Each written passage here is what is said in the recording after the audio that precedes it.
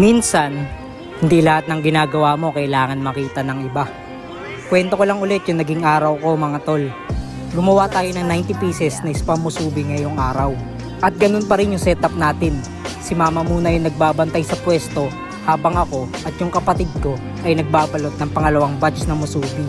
Pagkatapos nun, nag-deliver muna tayo sa mga nag-order online. Yung iba, hindi ko na nabidyohan kasi may mga customer na ayaw magpa-video. At okay lang naman sa akin yun. Kasi mas importante pa rin na maayos sila maserbisyuhan. Minsan kasi, hindi lahat ng moment nakukuha ng camera. May mga bagay na nangyayari kahit walang video, kahit walang post, at kahit walang nakakaalam. Pagbalik ko sa pwesto, natuwa ako kasi 28 pieces na lang yung natitira. Kaya pinalitan ko na si mama at ako na ulit yung nagbantay. At maya-maya, unti-unti ulit nababawasan hanggang sa sold out na naman ng maaga. At doon ko na-realize na ang pinakamagandang suporta yung paulit-ulit kang binabalikan ng mga customer. Kaya maraming salamat ulit sa lahat ng sumusuporta, sa lahat ng bumibili, at sa lahat ng kasama natin sa journey na ito. Araw-araw hustling. Salamat sa suporta. Bukas ulit mga tol. Kung gusto niyo sumabay sa journey ko, follow niyo lang po ako.